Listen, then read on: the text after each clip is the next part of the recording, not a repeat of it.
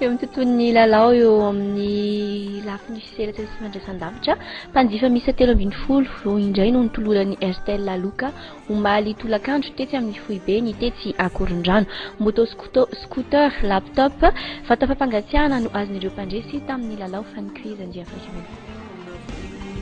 Mpanjifa telo indray no tsara vitana nahazo ny loka goavana tamin'ny lalao miditra-toro fanikrizy faraka ambin'ny folo izay nikarakarainy ny Airtel. Moto scooter ny loka voalohany azon'ny mpandresy, ordinateur portable no azon'ny larana faharoa ary fatana gazy ny any larana fahatelo. Omaly tolakandro no zaraina ny loka ka isan'ny tonga nakany azy tamin'izany Ramatoa Liva ary vahoaka Zanine avy any Tsoromandida izy izao nahazo ny fatana gazy izao.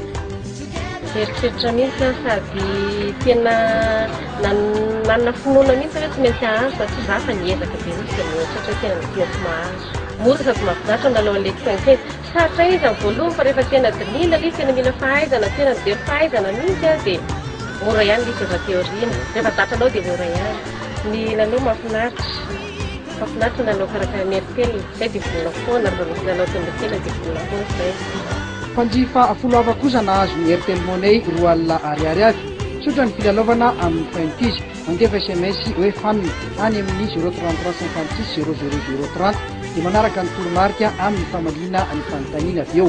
Amin'ny faharoapolo ny volana aprily ny farana ny lalao amin'ny fiarakodia vaovao no loka goavana amin'izany.